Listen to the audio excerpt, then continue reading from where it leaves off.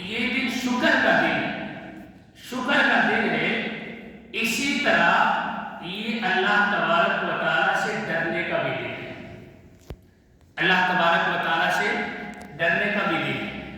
اس لیے کہ حدیث میں آتا ہے کہ نبی کریم صلی اللہ علیہ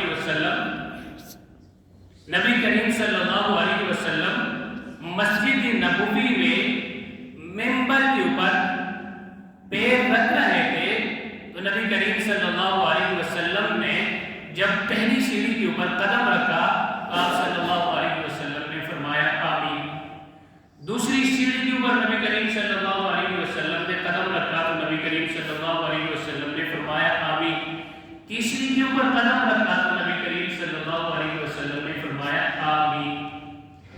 صحابہ کرام رضوان اللہ تعالیٰ علیہم اجمعین حیران ہو گئے کہ نبی کریم صلی اللہ علیہ وسلم نے کوئی دعا نہیں کی اور آمین نبی کریم صلی اللہ علیہ وسلم نے کہی۔ نبی کریم صلی اللہ علیہ وسلم سے پوچھا صحابہ کرام رضوان اللہ تعالیٰ علیہم اجمعین نے کہ آپ نے 3 دفعہ آمین کہی۔ نبی کریم صلی اللہ علیہ وسلم نے فرمایا کہ جب میں پہلی سیڑھی کے اوپر قدم رکھ رہا تھا تو جبریل علیہ السلام نے ایک دعا کر لی۔ جب میں نے دوسری سیڑھی کے اوپر قدم رکھا، جبریل علیہ السلام نے دوسری دعا کر دی، میں نے اس کے اوپر بھی آمین کہہ دی، پہلے کے اوپر بھی آمین کہہ دی۔ جب میں نے تیسری سیڑھی کے اوپر قدم رکھا، جبریل علیہ السلام نے دعا کر دی اور میں نے اس کے اوپر آمین کہی۔ اب دیکھیں نبی کریم صلی اللہ علیہ وسلم نے آمین کہی، جبریل علیہ السلام نے دعا کی، مقام ہے مسجد نبوی اور وقت ہے خطبے کا۔ نبی کریم صلی اللہ علیہ وسلم آمین کہنے والے، جبریل علیہ السلام دعا کرنے والے، مقام ہے مسجد نبوی اور وقت ہے خطبے کا۔ اب اس دعا کی قبولیت میں کوئی شک نہیں، لیکن یہ دعا حقیقت میں بد دعا ہے۔ یہ دعا حقیقت میں کیا ہے؟ بد دعا ہے۔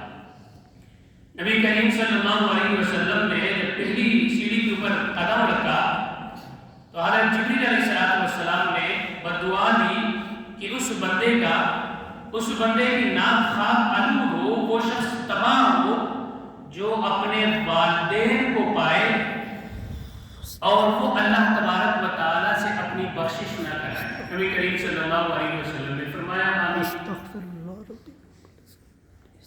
اس لیے کہ والدین معمولی باتوں کے اوپر آپ کو دعائیں دے دیتے، معمولی باتوں پہ انتہائی خوش ہو جاتے ہیں، معمولی باتوں پر حدیث مبارک میں آتا ہے کہ اگر ایک بندہ محبت کی نظر سے اپنی والدین کے چہرے کو دیکھے، اللہ تبارک و تعالیٰ حج اور عمرے کا ثواب عطا فرما دیتے، تو ان کے ساتھ اچائی کا کتنا ثواب ہوگا، ان کے ساتھ عقیدت اور احترام کا کتنا ثواب ہوگا۔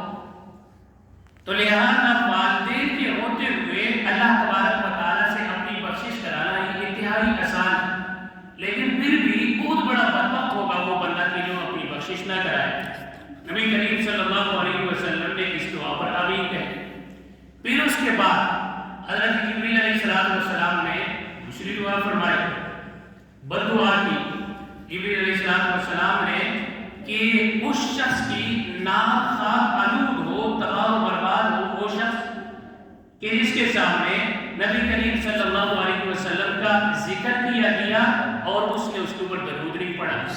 نبی کریم صلی اللہ علیہ وسلم کا نام مبارک آیا اس کے سامنے اور اس نے درود نہیں پڑھا اس کے اوپر۔ ہم کیا کر لیتے ہیں؟ نبی کریم صلی اللہ علیہ وسلم کے نام کو جب لکھ دیتے ہیں تو اوپر سے چھوٹا سا صاد لکھ دیتے ہیں، یا لکھتے ہیں 7,00,000 اور اسی کے ذریعے سے ہم یہ سمجھتے ہیں کہ میری ذمہ داری فارغ ہو گئی۔ یہ بخل ہے، یہ کیا ہے؟ بخل۔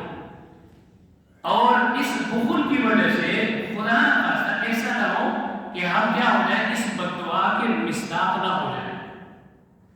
لہذا پڑھنے میں بھی اور لکھنے میں بھی نبی کریم صلی اللہ علیہ وسلم کے اوپر درود پڑھیں، اور درود شریف کا مختصر جملہ کیا ہے؟ صلی اللہ علیہ وسلم۔ صلی اللہ علیہ وسلم جب آپ نے پڑھ لیا، یہ ذمہ داری آپ کی ثابت ہو گئی۔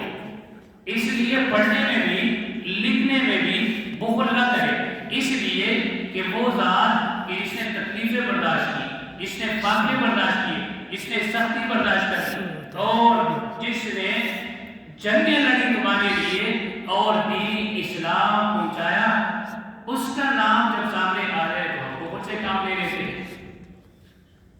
تو جبریل علیہ السلام نے دوسری پر دعا دی، نبی کریم صلی اللہ علیہ وسلم نے اس کے اوپر آمین کہا۔ تیسری پر دعا جبریل علیہ السلام نے یہ دی کہ اس بندے کی ناک خاک آلود ہو، وہ شخص تباہ و برباد ہو جس کے اوپر رمضان المبارک کا مہینہ گزر جائے اور وہ اللہ تبارک و تعالیٰ سے اپنی بخشش نہ کرائے۔ رمضان المبارک میں اللہ تبارک و تعالیٰ سے اپنی بخشش کرانا کیا ہے؟ آسان ہے، اس لیے کہ روزہ رکھنے کے اوپر کیا ہے؟ اللہ تبارک و تعالیٰ کی طرف سے بخشش، تراویح کے اوپر بخشش اللہ تبارک و تعالیٰ کی طرف، لیلۃ القدر میں قیام کے اوپر اللہ تبارک و تعالیٰ کی طرف سے بخشش، افطار کرانے میں اللہ تبارک و تعالیٰ کی طرف سے بخشش۔ معمولی اعمال ہے، بہانے ہیں، اس کی وجہ سے اللہ تبارک و تعالیٰ آپ کو بخشنا چاہتے ہیں، آپ کی بخشش کرانا چاہتے ہیں، لیکن افسوس ہے ان بندوں پر کہ جن کے اوپر رمضان المبارک کا مہینہ تو گزر گیا لیکن ان کے نظام اوقات میں، ان کے اٹھنے بیٹھنے میں، ان کے کھانے پینے میں اور ان کے کسی عمل میں کسی بھی طرح کوئی تبدیلی نہیں آئی۔